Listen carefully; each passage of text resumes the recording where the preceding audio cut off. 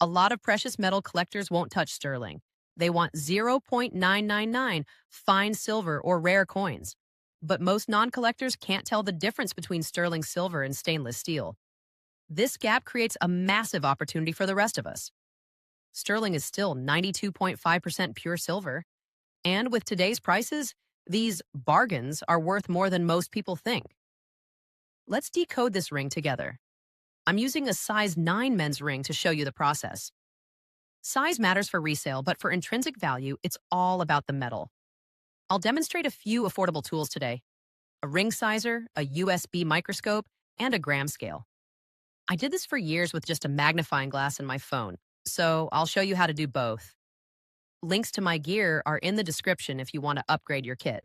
My Wait a son minute, is not helping now. me capture the hallmarks with this new USB scope. Before this, we struggled with blurry phone zooms and forensic, squinting through a little magnifying glass. Right now, he's making this process look easy, but honestly, this little gadget also takes some practice and fiddling. To illustrate the difference, here's a photo of a ring hallmark taken with my phone's camera zoom function. I'm showing you this photo to illustrate why I decided to upgrade. Here's the photo we captured with the USB microscope. Right here, GM925. That 925 is your confirmation. It's sterling. The GM is a maker's mark. Word of caution: on a gold ring, GM often means gold-plated, gold merché. But here, with silver followed by the 925 or the word sterling, it's just the stamp of the artisan who made it. On the other side, we see CZ Thailand. That tells us the stones are cubic zirconia, not diamonds, and the origin of the stones is Thailand. Diamonds or other precious gems might have added to the ring's value, but at least we know for sure. This image shows some other possible ways you might see sterling indicated. Sometimes you'll find numbers, but other times you may see the word sterling printed out. Now, a word of warning: don't let a stamp be your only proof. We've all heard stories about gas station silver, pieces stamped 925 that are actually just plated brass or steel. If a deal seems too good to be true, you're unsure of the source, or the item feels suspiciously light for its size, trust your gut. I'm confident about this ring because I know the source, and the stamp claimed the stones were CZ and not expensive diamonds. I sometimes back up the hallmark with a quick magnet test: silver isn't magnetic. Or an ice test: silver is a massive thermal conductor and will melt ice almost instantly. If I have a questionable item that appears very valuable, I would back up my findings with a stop at a jewelry or precious metals dealer for confirmation. They'll tell me what I have, and sometimes make me a tempting cash offer on the spot. Now let's talk numbers. The ring weighs 9 grams.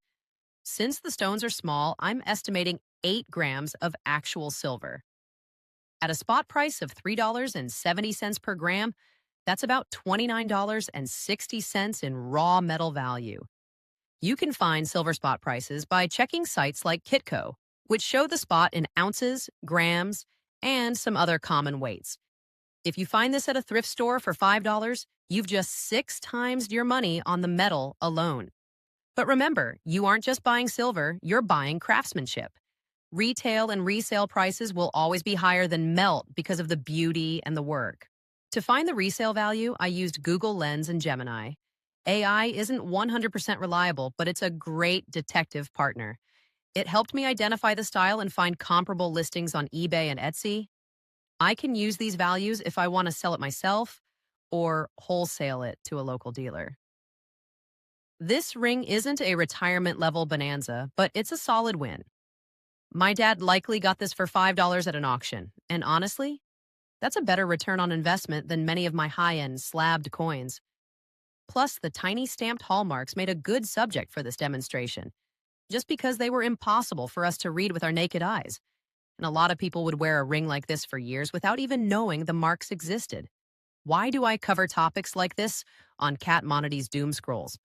Knowing how to value things is a survival skill. Saving valuable materials from the trash helps reduce waste and might even save your pocketbook. In my opinion, this topic fits perfect with our themes of climate and resource resilience. If you want a deep dive into gold hallmarks or other silver grades, let me know in the comments. Your feedback helps me decide which path to scroll down next. As always, I hope you like this video and subscribe to the video to stay connected and keep me motivated. Take care, and I'll see you in the next one.